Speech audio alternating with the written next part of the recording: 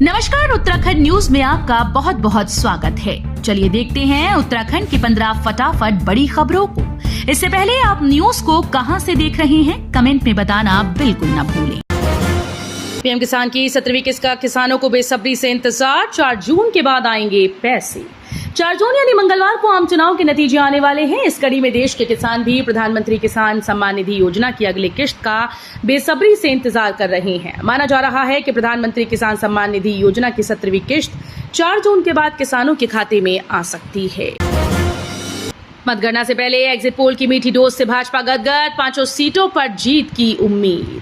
लोकसभा की 543 सीटों पर हुए चुनाव के नतीजे आने से पहले विभिन्न एजेंसीज की एग्जिट पोल की मीठी डोज से भाजपाई झूम उठे। अलग अलग सर्वे में उत्तराखंड की 5 सीटें भाजपा की झोली में जाने का अनुमान लगाया जा रहा है। मौसम बदला तो यूपीसीएल को मिली राहत, बिजली की मांग गिरी, अब 5.8 करोड़ यूनिट रही। प्रदेश में इस साल भीषण गर्मी के बीच मई का महीना यूपीसीएल के लिए खासा चुनौतीपूर्ण रहा। एक ओर जहां एक दिन में सर्वाधिक 6.2 करोड़ यूनिट तक बिजली की मांग पहुंची, तो पूरे महीने में बिजली की औसत मांग भी 5.1 करोड़ यूनिट पहुंच गई। यमुनोत्री धाम में 2 और यात्रियों की मौत। यात्रा में अब तक गई 73 श्रद्धालुओं की जान। यमुनोत्री धाम में गोवा और राजस्थान के 2 तीर्थयात्रियों की मौत हो गई। राज्य आपदा परिचालन केंद्र के मुताबिक यमुनोत्री धाम में अब तक 17 यात्रियों की मृत्यु हो चुकी है। वहीं 4 धाम यात्रा के दौरान अब तक 73 यात्रियों की जान जा चुकी है। उत्तराखंड में आम को पकाने के लिए प्रयोग किया जा रहा जहर। खाद्य सुरक्षा अधिकारियों ने शुरू की जांच के लिए सैंपल। आम को पकाने के लिए कार्बाइड जैसे केमिकल का इस्तेमाल हो रहा है। बाहरी राज्यों व लोकल से मंडी में आ रहा आम केमिकल युक्त जहर से पक रहा है। केमिकल से पककर तैयार ये आम पीला और रसीला होने के कारण खरीदारों को अपनी ओर खींचता है। हालांकि मंडी के व्यापारियों का कहना है कि आम का संग्रह कर बगैर कार्बाइड के पकाया जा रहा है। वीरभूमि का कमाल, खटीमा के जितेंद्र ने पाया मकाम। पास आउट होने वाला हर 12वां अधिकारी उत्तराखंड से। आईएमए में आयोजित एसीसी के दीक्षा समारोह में भी इस समृद्ध सैन्य विरासत की झलक साफ दिखी।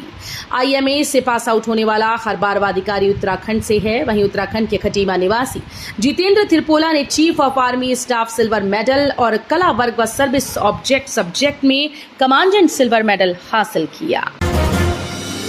नैनीताल में पहुंच गई पर्यटकों की भारी भीड़। सड़कों पर रेंगते रहे वाहन। सुबह से ही पर्यटकों का दबाव बढ़ने का असर शहर की आंतरिक सड़कों पर पर्यटन वाहन रेंगते रहे और जाम लगने से पर्यटक व स्थानीय लोगों को भारी फजीहत उठानी पड़ी। रूसी बाईपास व नारायण नगर में करीब 400 पर्यटक वाहनों को रोका गया और शटल सेवा से पर्यटकों की शहर में एंट्री की गई।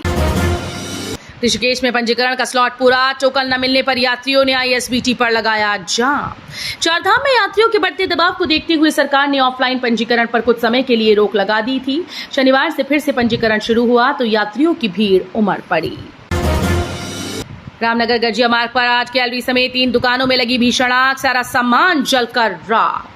रामनगर गजिया मार्ग पर सुबह ग्राम रिगोड़ा में सड़क किनारे 3 दुकानों में आग लग गई। फायर ब्रिगेड ने मौके पर पहुंचकर आग पर काबू पाने का प्रयास किया, लेकिन तब तक दुकानों में रखा सारा सामान जलकर राख हो गया।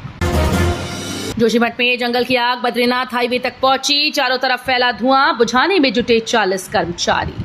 उत्तराखंड के जंगलों में आग फिर से अपना तांडव दिखाने लगी। रविवार को जोशीमठ में सेलंग गांव के जंगल में भड़की आग बद्रीनाथ हाईवे तक पहुंच गई, जिससे चारों ओर धुआं फैल गया।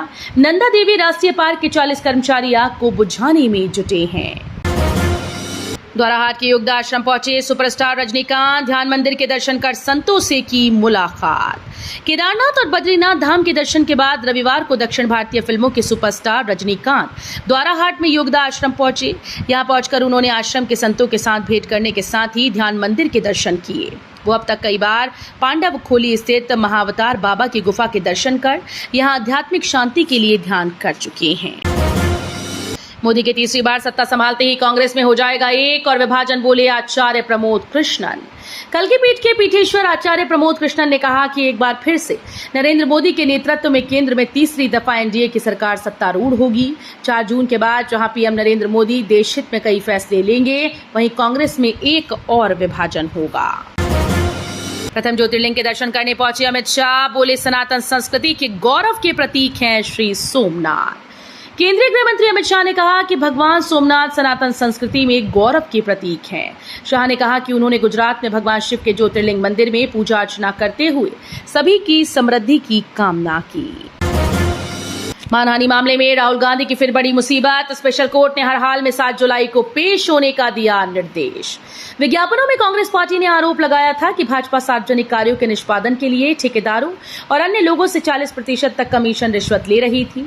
भाजपा ने अपनी शिकायत में कांग्रेस नेताओं पर तत्कालीन मुख्यमंत्री बसवराज बोम्मई सहित अपनी पार्टी के सदस्यों को निशाना बनाकर झूठे विज्ञापन फैलाने का आरोप लगाया।